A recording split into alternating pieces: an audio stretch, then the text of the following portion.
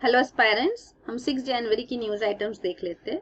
The Hindu newspaper से 11 news items उठाई गई है, जो ये है। पहला न्यूज आइटम है Tamil Nadu staring at acute drinking water shortage. तो तमिलनाडु में रेनफॉल सफिशिएंट नहीं हुई है।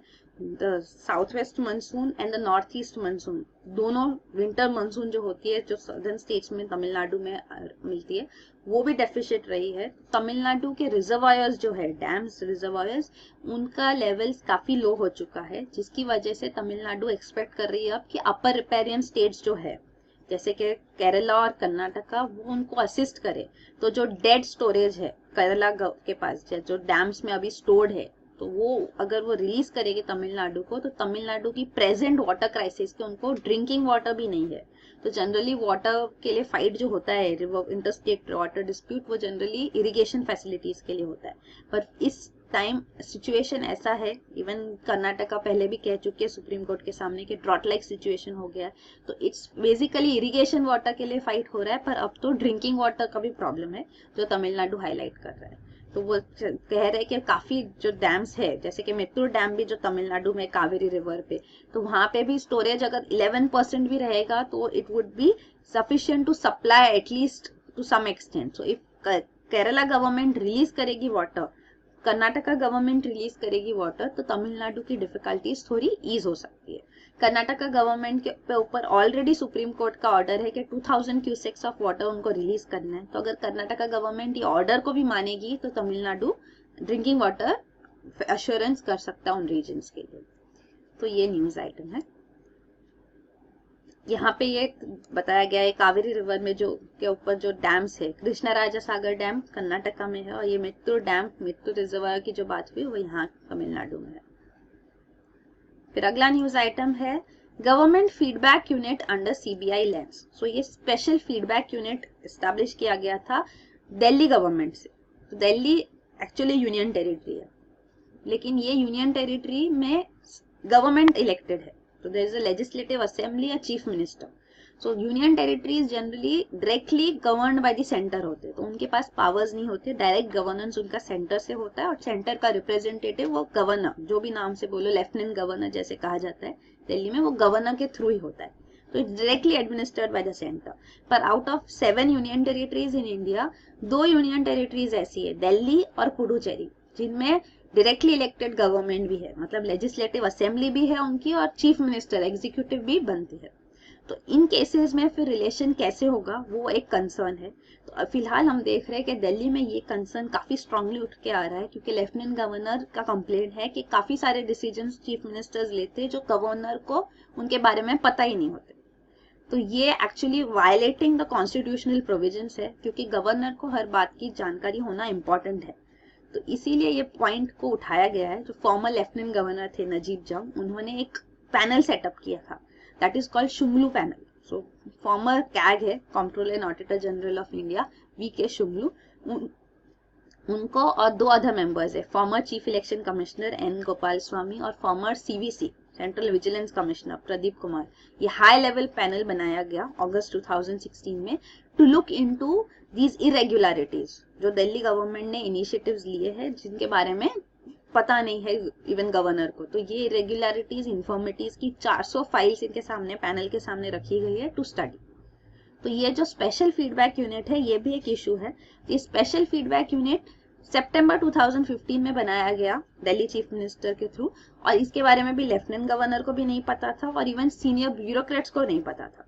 तो इसका पर्पस ये था कि डायरेक्टरेट ऑफ विजिलेंस में यूनिट थी, तो मतलब जो भी ब्राइबरी रिलेटेड केसेस हो, वो डायरेक्टली चीफ मिनिस्टर को बताया जाए। और इवन इनको मैंडेट दिया गया था ये यूनिट को कि आप ट्रैप्स भी ले कर सकते हो, ताकि सीनियर ब्यूरोक्रेट्स भी अगर ब्राइब ले रहे हैं तो रेड हैंडेड पकड़े जाए, लेते हुए पकड़े जाए।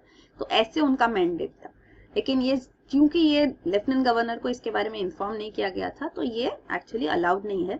तो इसीलिए इसके ऊपर एक प्रिलिमिनरी इंक्वायरी अभी सीबीआई ने स्टार्ट की है। शुंगलू पैनल ने अब तक कोई रिपोर्ट नहीं दिया है, और एक शुंगलू पैनल भी है जो कॉमनवेल्थ गेम्स के लिए अपॉइंट किया गया था, तो वो शुंगलू पैनल अलग है। ये दो the member is same, but इसका पर्पस अलग है। तो अगर क्वेश्चन यूपीएससी में आएगा भी तो वो क्लियरली मेंशन करेंगे कि किस शुंगलू पैनल की बात हो रही है। तो ये न्यूज है कि अभी फिलहाल न्यूज ये है कि सीबीआई ने एक प्रिलिमिनरी इंक्वायरी इनिशिएट की है, और भी जो कंप्लेंट्स है उसके ऊपर भी सीबीआई ने रजिस्टर किए हैं केसेस, जैसे कि functioning of Delhi work board में इरेगुलरिटीज है, तो उस पर भी एक केस फाइल हो चुका है सीबीआई के सामने। तो ये सारे एक्शन सीबीआई ले रही है दिल्ली चीफ मिनिस्टर, दिल्ली आप गवर्नमेंट के अगेंस्ट। अगला न्यूज आइटम है supreme court asked to resolve conflict over rape definition in 2 laws.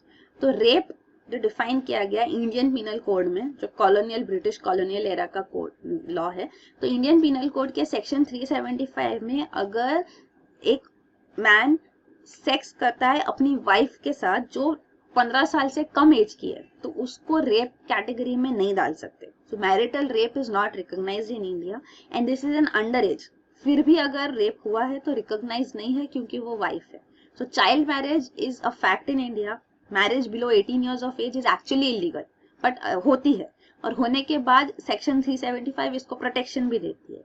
और ये एक्ट, ये लॉ वायलेट करता है जो नया लॉ आया है, पॉक्सो लॉ। तो POCSO act, protection of children from sexual offences act of 2012। तो इस एक्ट के अंदर children, all children under 18 years of age are considered as children. So sexual action allowed नहीं है। All sexual offences have criminal imprisonment for as such, उनके लिए सजा है। तो ये 2 लॉज वायलेट कर रहे हैं। तो फिर इसलिए एक पेटिशन फाइल किया गया है, जो नोबेल प्राइज विनर है मिस्टर कैलाश सत्यार्थी, जिनका ऑर्गेनाइजेशन है बचपन बचाओ आंदोलन। तो इसके लिए उनको फेलिसिटेट किया गया था। नोबेल प्राइज उन्होंने जीता था मलाया यूसुफजई के साथ, जो पाकिस्तान की चाइल्ड लीडर है, for the purpose of education. तो ये दोनों ऑर्गेनाइजेशन फाइट कर रहे थे, दोनों personalities, for education for children. तो ये इनिशिएटिव भी इसीलिए है क्योंकि अगर children of such young age are expose to this when they are not even adults, वो अपना डिसीजन भी नहीं ले सकते, तो इससे बचपन खो जाता है। और उनका जब एजुकेशन चाहिए, उनका physical, social, psychological wellbeing, mental, moral wellbeing का ध्यान रखना है, उस टाइम पे अगर उनके ऊपर ये ऐसे इंसिडेंट्स होते हैं और उनको क्राइम भी नहीं माना जाता है लॉज के अंदर, तो this is a highly depressing scenario. तो इसीलिए सुप्रीम कोर्ट के पास पिटीशन फाइल किया गया है कि ये इनकंसिस्टेंसी जो लॉ में है उसको क्लियर की जाए। और सुप्रीम कोर्ट ने गवर्नमेंट को ऑर्डर किया है कि इसको रेक्टिफाई किया जाए 4 महीने के अंदर। और उन्होंने कहा है मिस्टर कैलाश सत्यार्थी को कि अगर वो गवर्नमेंट के रिस्पॉन्स से सेटिस्फाइड नहीं है तो फिर से सुप्रीम कोर्ट के पास आ सकते हैं इसी केस को लेके। तो ये न्यूज है। तो पॉक्सो एक्ट जो है, तो ये आईपीसी के प्रोविजन से अलग है क्योंकि specially for sexual offences against children specifically highlight करके उनके लिए सजा डिक्लेयर की गई है। सो बिकॉज आईपीसी में देयर इज नो डिस्टिंक्शन कि the victim is an adult और अ चाइल्ड, तो ये इसलिए ये पॉक्सो एक्ट इंपॉर्टेंट है। तो it includes all offences like sexual assault, sexual harassment, pornography etcetera.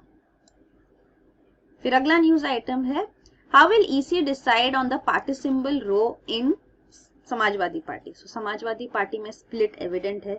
एक है मुलायम सिंह यादव लेड फैक्शन और दूसरा है जो present chief minister mister Akhilesh Yadav, उनके बेटे हैं, उनका फैक्शन। तो दोनों क्लेम कर रहे हैं कि हमारे पास मेजोरिटी है और हम ओरिजिनल एक्चुअल समाजवादी पार्टी है और हमको सिंबल मिलना चाहिए।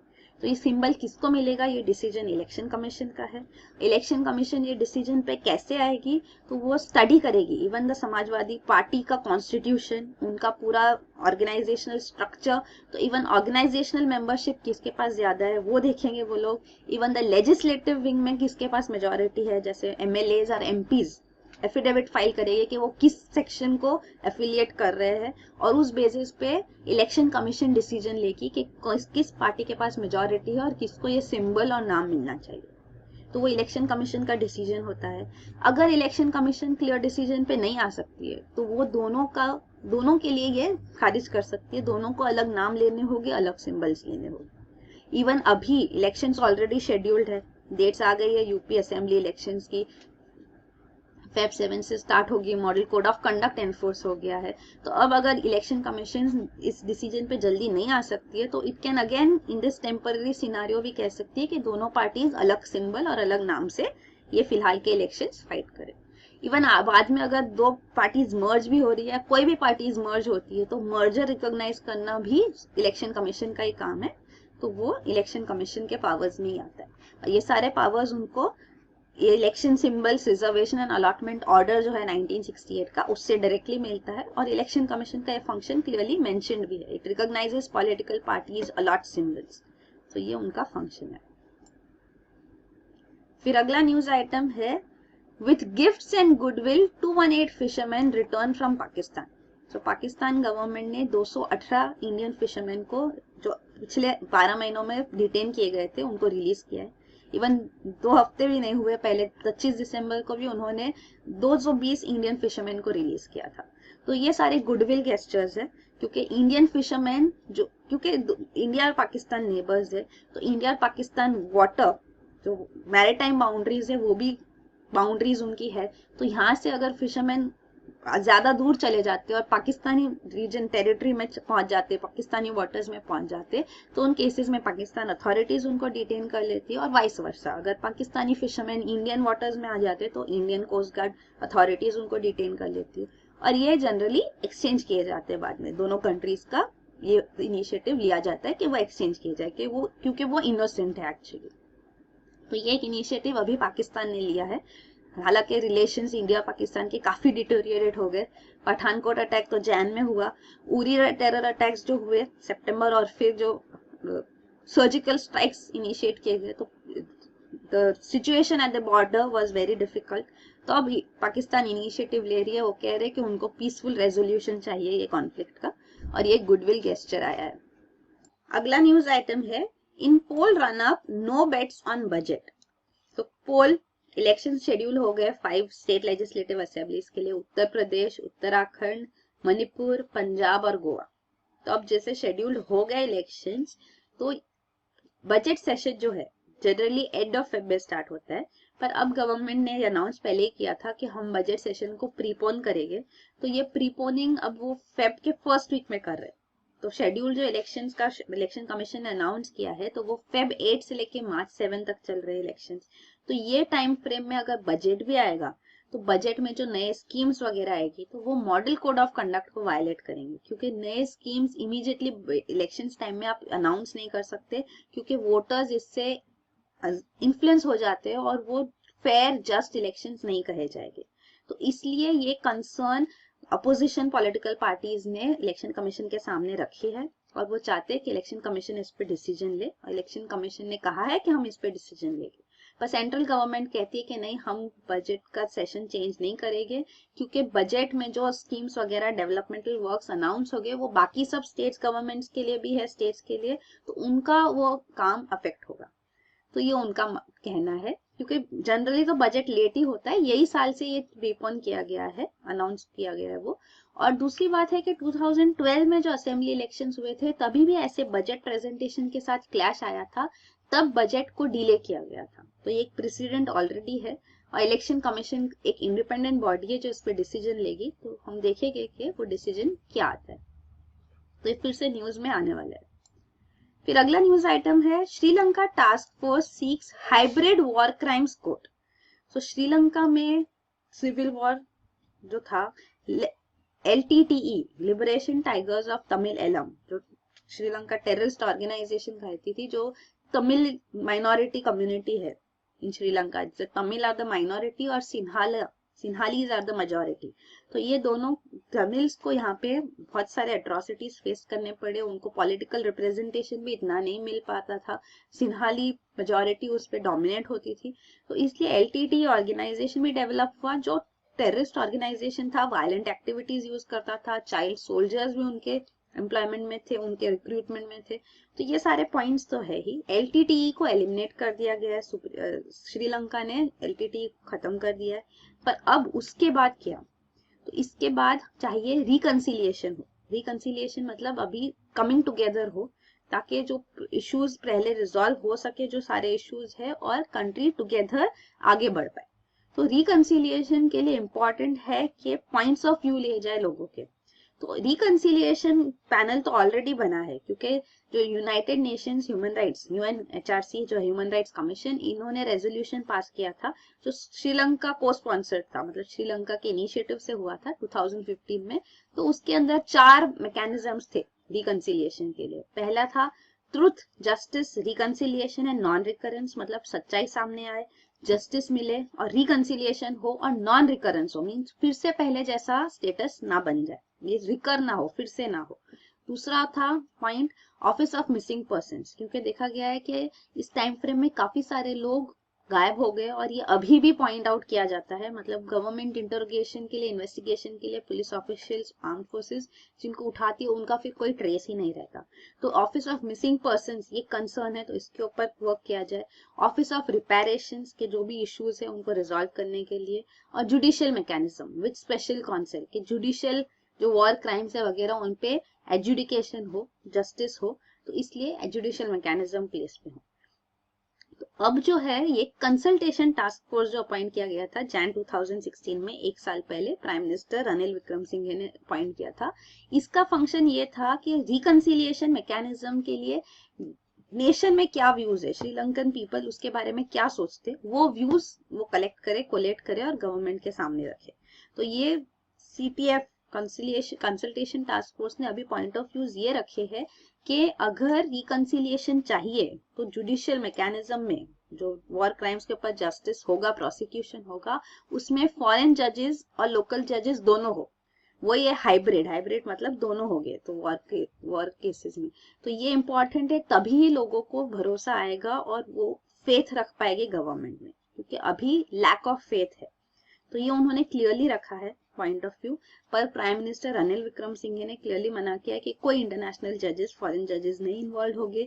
इवन प्रेसिडेंट ऑफ श्रीलंका ने पॉइंट रखा था, स्टेटमेंट दिया था कि नहीं, इंटरनेशनल फॉरेन जजेस नहीं इन्वॉल्व होंगे, ये नेशनल मैकेनिज्म होगा, विद इन द नेशन होगा।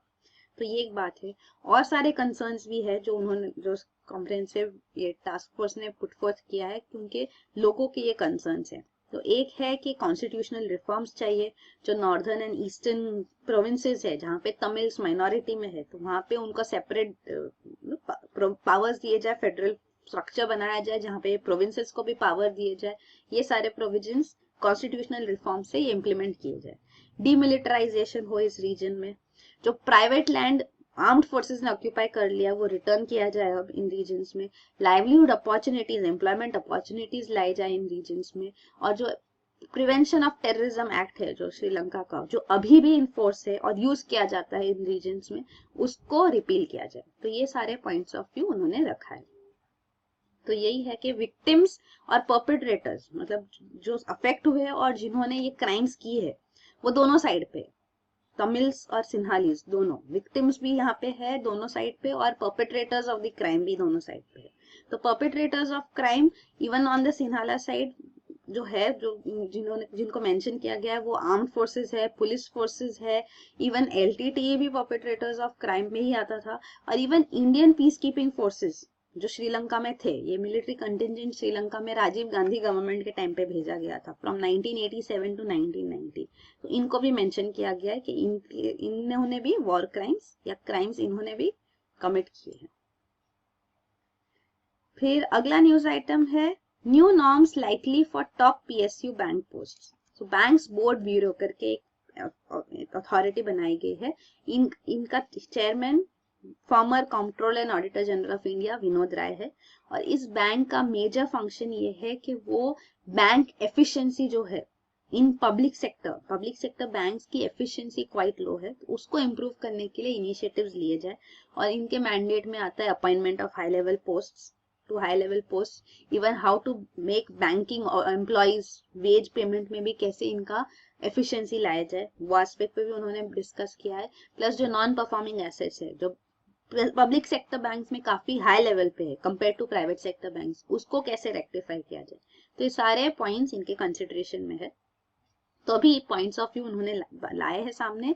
तो बैंक बोर्ड ब्यूरो के चेयरमैन विनोद राय कहते हैं कि जो टॉप लेवल PSU बैंक्स के पोस्ट है, इन पे जिनको एम्प्लॉय किया जाए, उनके पास सफिशिएंट टेन्योर होना चाहिए।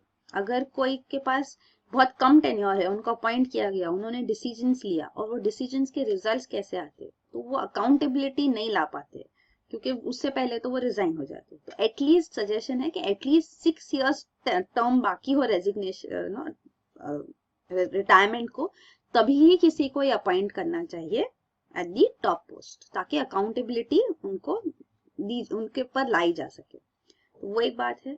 दूसरा है कि जो वेज कंपोनेंट है, तो फिक्स्ड पे एक एस्पेक्ट होगा, वेरिएबल पे कंपोनेंट बैंकिंग ऑफिशियल्स के लिए हाई होना चाहिए, ताकि उनकी एफिशिएंसी के बेसिस पे उनको पे दिया जाए, परफॉर्मेंस के बेसिस पे। तो ये एक एस्पेक्ट जो not just at high level and middle level, all levels of banking officials के लिए एप्लीकेबल हो, ये एक सजेशन उन्होंने सामने रखा है। और तीसरा वो लोग, यही सर्च पैनल है, बैंक्स बोर्ड ब्यूरो में एक सर्च पैनल भी होता है जो डिसाइड करेंगे कि कौन से किनको अपॉइंट करना है टॉप बैंक्स पीएसयू बैंक्स के पोस्ट में। तो ये सर्च कमेटी भी है बैंक्स बोर्ड ब्यूरो की, तो इसमें आरबीआई गवर्नर भी मेंबर है। तो ये डिसाइड करेंगे, फाइनलाइज करेंगे नाम फॉर टॉप अपॉइंटमेंट्स। तो ये बैंक्स बोर्ड ब्यूरो एक ऑर्गेनाइजेशन है। फिर अगला न्यूज आइटम है, centre lifts green tape threat on new mines.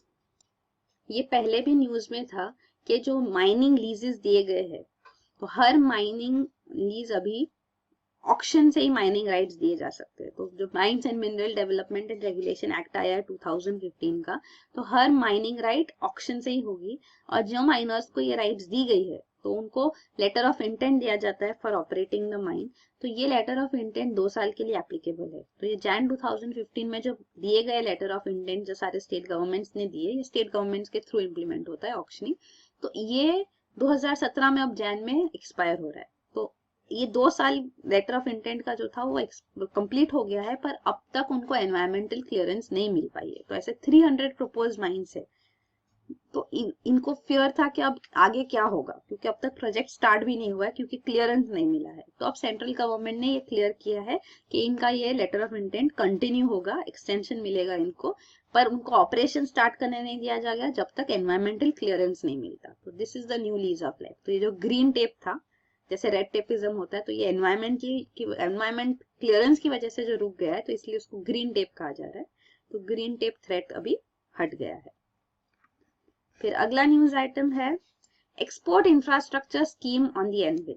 So ties trade infrastructure for export scheme central government propose कर रही है कि वो स्टेट्स के साथ इसके अंदर फंक्शन करेगी, ताकि export related trade infrastructure develop हो। तो एक्सपोर्ट करने के लिए इंफ्रास्ट्रक्चर जो चाहिए, वो ना सिर्फ रोड्स एंड रेलवेज है, पर जो टेस्टिंग चाहिए, लैबोरेटरी सर्टिफिकेशन चाहिए, पैकेजिंग के लिए, लेबलिंग के लिए जो रिक्वायरमेंट्स है, नॉर्म्स है, वो इम्प्लीमेंट करने के लिए जो सारा इंफ्रास्ट्रक्चर फैसिलिटीज चाहिए वो एस्टेब्लिश की जाए।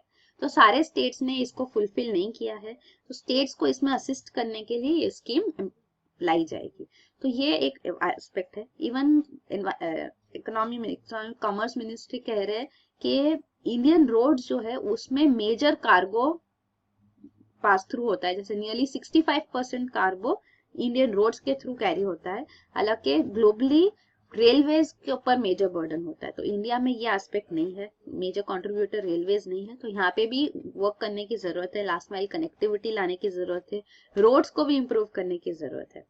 अपार्ट फ्रॉम दिस, जो ये ट्रेड इंफ्रास्ट्रक्चर की जरूरत इसलिए क्योंकि इंडियन एक्सपोर्ट्स सफर भी करते हैं, क्योंकि जो वेरियस कंट्रीज इनके ऊपर मेजर्स लाते हैं, जैसे सैनिटरी एंड फाइटोसैनिटरी मेजर्स किए जाते हैं। तो sanitaries with respect to cleanliness, with respect to health concerns. तो अगर कोई बग्स, वर्म्स, वायरस या वगैरह ऐसे कुछ होता है, तो उनके ऊपर रिस्ट्रिक्शंस लाए जाते हैं। तो इसके लिए ये सारे मेजर्स, अगर टेस्टिंग सर्टिफिकेशन क्लियरली होगा, तो ये सारे नॉर्म्स जो है वो इंडियन एक्सपोर्ट्स भी सेटिस्फाई कर पाएंगे। तो ये एक sanitary and phytosanitary measures concern होता है। दूसरा होता है टेक्निकल बैरियर्स टू ट्रेड। तो जो टेक्निकल रिक्वायरमेंट्स है, मैंडेटरी स्टैंडर्ड्स होने चाहिए जो वेरियस कंट्रीज अपने लाती है, क्योंकि हमारे टेक्निकल रिक्वायरमेंट्स है। तो अगर वो टेक्निकल रिक्वायरमेंट्स इंडियन एक्सपोर्ट्स नहीं फुलफिल कर पाएगी, तो वो ट्रेड नहीं कंडक्ट कर पाती है। तो ये सारे टेक्निकल बैरियर्स टू ट्रेड भी जो होते हैं, इनके ऊपर भी हमको चाहिए कि हमारे पास इंफ्रास्ट्रक्चर इन प्लेस हो, फैसिलिटीज इन प्लेस हो, ताकि ये टेक्निकल बैरियर्स ना आए ट्रेड के लिए। तो ये स्कीम जो लॉन्च होगी उसका सिग्निफिकेंस ये है।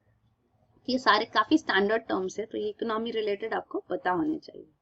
फिर दूसरा एस्पेक्ट जो कॉमर्स मिनिस्ट्री बात कर रही है वो ये है कि जो इंडिया का सर्विस सेक्टर में डोमेन है, स्ट्रॉन्ग डोमेन है, information technology and IT enabled services, तो ये डोमेन स्ट्रॉन्ग सिर्फ थोड़ी कंट्रीज में, जैसे यूएस एंड यूरोप में। तो यहाँ पे अगर कोई पॉलिसी चेंज होता है तो इंडियन आईटी सर्विसेज अफेक्ट होती है। तो अगर हम अपना डोमेन डाइवर्सिफाई करें जोग्राफिकली तो ये हम इतना अफेक्ट नहीं होंगे, तो सर्विस सेक्टर उससे बेटर फंक्शन कर सकता है। और दूसरा है कि काफी नई सर्विसेज अभी इमर्ज हो रही है, जैसे कि medical tourism, nursing and health care, education, audio visual media. अगर ये डाइवर्सिफिकेशन करेंगे हम सर्विस एक्सपोर्ट्स, तो ये न्यू पोटेंशियल एरियाज में अपना डेवलप करेंगे अपने आप को, तो ये भी एक एक्सपोर्ट इनिशिएटिव हमारा स्ट्रांग हो सकता है। तो ये 2 पॉइंट्स है।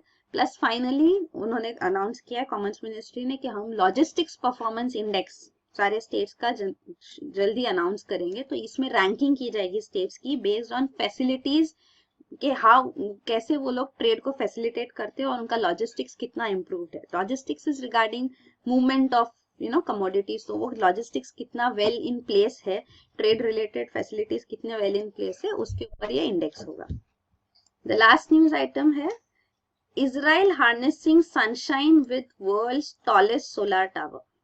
तो Israel non conventional energy sources अभी इनिशिएटिव ले रहे हैं कि वो इंक्रीज करें। तो प्रेजेंटली रिन्यूएबल सोर्सेज 2.5% कंट्रीब्यूशन करती है एनर्जी प्रोडक्शन में, जो उनका टारगेट है कि 10% हो 2020 तक। उसके लिए उन्होंने इनिशिएटिव्स लिया है। तो ये अशलिम प्रोजेक्ट है। तो what is important in this is not economy, Israel में बेसिकली क्या है, पर इन्होंने यहाँ पे एक सोलर टावर प्लान किया एस्टेब्लिश करना, जो वर्ल्ड का टॉलेस्ट सोलर टावर होगा।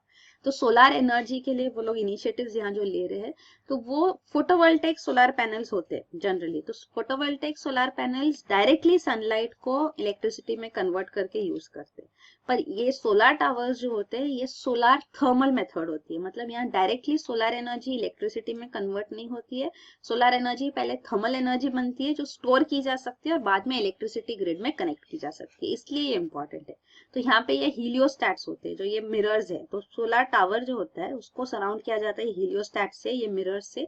तो सोलर रेज कॉन्सेंट्रेट होके यहाँ सोलर रिसीवर यहाँ आती है बॉयलर पे। यहाँ पे वाटर जो रहता है वो स्टीम में कन्वर्ट होके टर्बाइंस को मूव करके इलेक्ट्रिसिटी जनरेट करता है, थर्मल एनर्जी, एंड देन वो इलेक्ट्रिसिटी ग्रिड को कनेक्ट होती है।